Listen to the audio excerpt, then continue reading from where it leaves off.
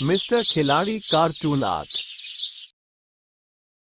एक बार की बात है, चंदनपुर नामक गांव में एक लालची और बेईमान तांत्रिक रहा करता था। वो अपने कपटी दिमाग से लोगों को ठगा करता था। सभी गांव वाले उसे बहुत ही ज्ञानी मानते थे। वो गांव वालों को बेवकूफ बनाकर जो भी उसे धन मिलता, उसे ले जाकर अपने पास एक पोटली में रखता था, ताकि कोई उसे चुरा नहीं पाए।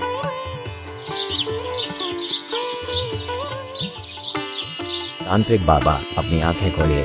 बाबा, मैं गांव का एक गरीब किसान हूँ। सुना है आप में अद्भुत शक्तियाँ हैं। बाबा बताइए ना, इस बार मेरी फसल अच्छी होगी या नहीं, बताइए ना। अच्छा तो ये बात है, अभी रुक, अभी बताता हूँ। अपना हाथ आगे कर बच्चा। बच्चा, तुम्हारा आने वाला भविष्य खाने की ओर जाने वाला है। तुम्हारी इस वर्ष की बोई फसल खराब हो जाएगी बच्चा। नहीं नहीं बाबा, ये आप क्या बोल रहे हैं? आपके पास तो अद्भुत शक्तियाँ हैं, मेरी सहायता कीजिए। कोई तो उपाय होगा आपके पास, मेरी फसल को खराब होने से बचा लीजिए। वो बात तो है बेटा, हमें अपनी अद्भुत शक्तियों से तुम्हारे भविष्य के लिए ऊपर वाले से दुआ करनी होगी, तभी तुम्हारी फसल बच सकती है।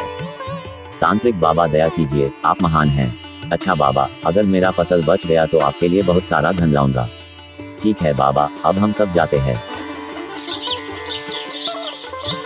अगले दिन शाम होने के बाद तांत्रिक खाना खाने बैठा तो खुद से बोला, कितने मूर्ख आदमी हैं इस दुनिया में, लेकिन मुझे तो ये धन ही देकर गया। आज तो ये गर्मा गर्म मुर्गी खा रहा हूँ। अरे वाह, मजा ही आ गया। वाह क्या स्वाद था, आत्मा को शांति मिल गई। कितने दिन से वही मामूली सा भोजन करके सड़ ही गया था मैं, लेकिन आज मजा ही आ गया।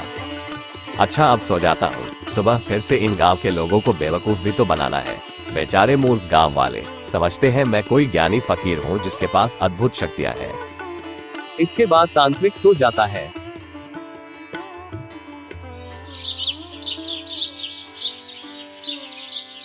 अगली सुबह गांव का एक युवक तांत्रिक के पास आता है। तांत्रिक मंदिर के पास बैठा होता है। तांत्रिक बाबा की जय हो, बाबा की जय हो। बाबा, मैं आपके दर्शन के लिए पास वाले गांव से आया हूँ।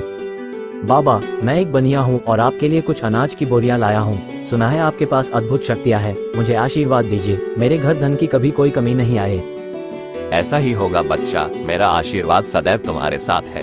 तुम्हारे पास धन की कभी कभी नहीं होगी। बहुत बहुत धन्यवाद बाबा। अच्छा, मैं आपके लिए अनाज की बोरियां लाया हूँ, उन्हें स्वीकार कीजिए बाबा। अरे वाह वाह, अनाज की बोरियां, चलो आज तो इन्हें बेचकर खूब सारा धन आ जाएगा। वाह वाह। ये सब गांव का एक जग्गी नाम का मशहूर चोर, जो एक ठग होता है, मंदिर के पीछे से छुपकर देख रहा होता है। अरे बाप रे, इस तांत्रिक बाबा को ये आदमी तो इतनी सारी अनाज की बोरियां दे रहा है। आखिर इतनी सारी बोरियों का ये तांत्रिक बाबा करेगा क्या? लगता है यहाँ हाथ साफ करने का पूरा मौका है। आज रात को ही इस बाबा की झोपड़ी से अनाज की बोरियां चुरा कर ले जाऊंगा। रात को चोरी छुपे जग्गी तांत्रिक बाबा की झोपड़ी के खिड़की से देखता है कि तांत्रिक दो लोगों के साथ बात कर रहा होता है। प्यारे, तुम दोनों को यहाँ किसी ने आते तो देखा नहीं ना? इतनी बार बोला है तुम्हें आधी रात को जब सब गांव वाले सो जाया करे तब आया करो, लेकिन तुम मेरा धंधा बंद करवा के ही मानोगे क्या? जानते नहीं हो कि गांव वाले कितना विश्वास करते हैं, समझते हैं अद्भुत शक्तियां हैं मुझ में। बेचारे मूर्ख गांव वाले। ये क्या ढोंगी तांत्रिक, एडा समझेला है क्या आप उनको? लोगों में से किसी ने हमें आते नहीं देखा समझा क्या? चल अब अपना टाइम खोटी मत कर। अरे ओ बल्लू, जल्दी से इस ढोंगी तांत्रिक को बोरी के पैसे दे और चल यहाँ से। ये ले ढोंगी तांत्रिक, अपन ने तुम्हारी इस अनाज की बोरियां के अच्छे दाम दिए हैं। क्या एकदम मस्त, कोई मलाल नहीं रखने का दिल में। गिन लेना नोटों को पूरे, समझा तू? जिसके बाद कालिया तांत्रिक को कुछ पैसे देता है और दोनों वहां से चले जाते हैं। तांत्रिक एक पोटली में, जिसमें पहले से ही काफी सारा धन होता है, उसमें उन पैसों को रखते हुए बोलता है, अरे वाह, देखो तो सही कितना सारा धन इकट्ठा हो गया है। अरे वाह, मैं अपनी चतुराई से इस गांव के लोगों को अच्छा बेवकूफ बनाता हूँ। लोग भी कितने मूर्ख हैं, मेरी बातों में आ भी जाते हैं। अच्छा, अब इस धन की पोटली को अपने बिस्तर के नीचे छिपाकर सो जाता हूँ। अरे बाप रे, ये बाबा तांत्रिक तो कल्लू बाबा निकला रे। गांव के लोग इस तांत्रिक पाखंडी को बहुत शक्तिशाली मानते हैं और ये तो बस उन्हें ठगता है। अरे वाह रे ढोंगी बाबा तांत्रिक, क्या खेल खेले रहा तू गांव वालों के साथ, लेकिन मैं तुझे ऐसे नहीं जाने दूंगा। तू जानता नहीं, जग्गी चोर नाम है मेरा। बोले तो ठगों में सबसे बड़ा ठग, बोले तो जग्गी। गांव में लोगों को ठगना ही मेरा काम है। अब देखना तू बाबा तांत्रिक, कैसे तेरी अकल ठिकाने आती है।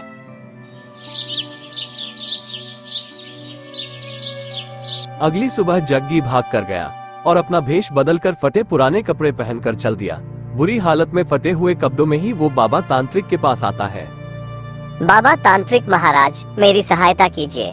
मैं पीड़ा हूँ, मेरी सहायता कीजिए। मैंने सुना है आप सबके दुख हर लेते हैं, मुझ गरीब पर भी अपनी दृष्टि डालिए, सहायता कीजिए महाराज। अरे क्या हुआ बच्चा, कौन हो तुम, बताओ हमें क्या समस्या है तुम्हें, हम अवश्य ही तुम्हारी सहायता करेंगे। बाबा मैं एक बहुत ही गरीब व्यक्ति हूँ, मेरा इस संसार में कोई नहीं है, कई दिनों से एक अन्न का दाना तक नहीं खाया है। मैंने सुना है आप बहुत बड़े ज्ञानी हैं, आप मुझे अपनी शरण में ले लीजिए बाबा जी। अरे मुफ्त में एक सेवक मिल रहा है, बेचारा कितना भोला लगता है, इससे अपनी खूब सेवा करवाऊंगा। हाँ रख ही लेता हूँ इसे अपने पास, बेचारा मूर्ख इंसान। अरे बच्चा, अगर तुम्हारी इच्छा है कि तुम हमारे पास रहकर हमारी सेवा करो तो इसमें हमें कोई आपत्ति नहीं है। बच्चा तुम एक अच्छे इंसान लगते हो और ऊपर वाले का संदेश है कि मैं तुम्हारी सहायता अवश्य करूं। आज से तुम मेरे ही साथ मेरी झोपड़ी में रहोगे। बहुत बहुत धन्यवाद बाबा, आप महान हैं, आपने मुझ गरीब पर इतनी कृपा की, आप महान हैं बाबा।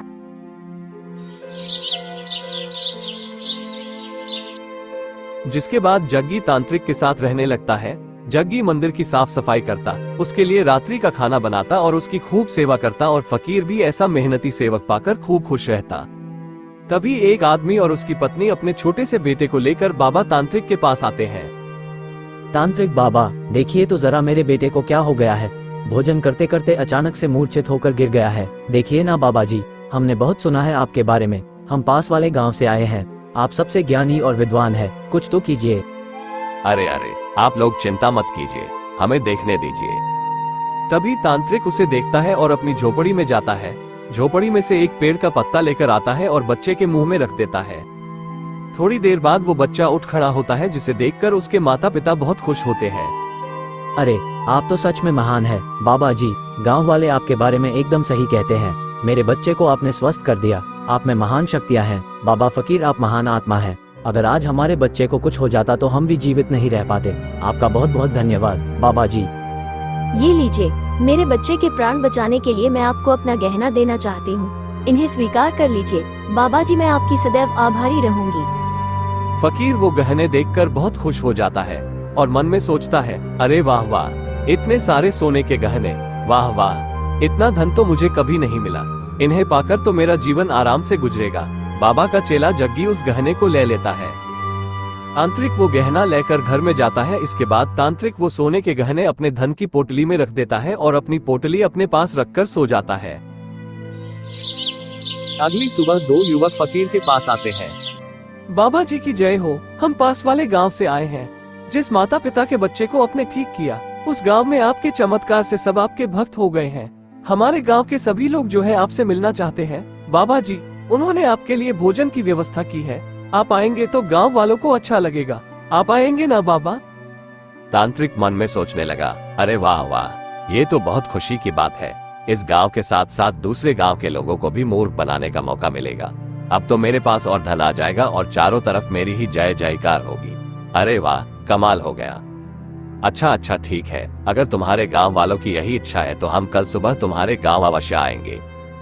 जो आ गया तांत्रिक बाबा, अच्छा अब हम चलते हैं। अरे बाबा जी, क्या सच में सुबह पास वाले गांव में जाएंगे आप? लेकिन बाबा आप तो कभी अपनी इस मंदिर से बाहर नहीं जाते हैं। अरे मूर्ख, ये सच है कि हम कहीं नहीं जाते, लेकिन पास वाले गांव के लोगों ने हमें बहुत प्यार और आदर के साथ आमंत्रित किया है। ऐसे में हमें ऊपर वाले का आदेश है, हम वहां अवश्य ही जाएं। इसलिए हम कल सुबह ही पास वाले गांव के लिए निकल जाएंगे और तुम भी हमारे साथ ही चलोगे। क्या आप मुझे भी अपने साथ ले जाना चाहते हैं? जो आपका आदेश बाबा, मैं आपके साथ अवश्य ही चलूंगा।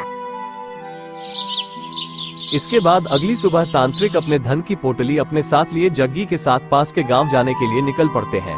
वो जंगल के रास्ते से जा रहे होते हैं। काफी दूर पैदल चलते हुए अचानक से तांत्रिक का पांव गड्ढे में फिसल जाता है और वो उस गड्ढे में गिर जाता है। गड्ढे में गिरते ही सारी मिट्टी तांत्रिक के शरीर पर लग जाती है। अरे बाबा, गड्ढे में गिरने की वजह से आपके पूरे शरीर पर मिट्टी चिपक गई है। अगर ऐसे में लोग आपको देखेंगे तो पहचान नहीं पाएंगे। पास में ही एक नदी है, आप वहां चलकर स्नान कर लीजिए, कितनी बदबू भी आ रही है। नहीं, मैं स्नान नहीं कर सकता, मेरे पास धन की पोटली है। स्नान करूंगा तो सारा धन नदी के पानी की वजह से व्यर्थ हो जाएगा। नहीं, मैं ऐसे ही आगे जाऊंगा। अरे बाबा, आप अपनी स्थिति को तो देखिए, मैं ही आपको नहीं पहचान पा रहा हूँ। कहीं ऐसा ना हो कि पास वाले गांव के सभी लोग आपको देखते ही भयभीत हो जाए। नहीं नहीं बाबा, मुझे लगता है आपको स्नान कर ही लेना चाहिए। अच्छा तो ठीक है, अगर तुम चाहते हो कि हम स्नान करें तो हम अवश्य ही स्नान करेंगे। जैसे ही तांत्रिक पोटली जग्गी को देकर नहाने जाता है, जग्गी पोटली लेकर छू मंतर हो जाता है। जब तांत्रिक वापस आता है तो देखा कि उसका चेला जग्गी वहां नहीं है।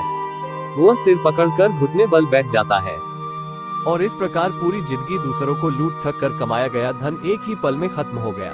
लालची तांत्रिक अपने धन खो जाने के वियोग में उसी नदी के किनारे मर गया।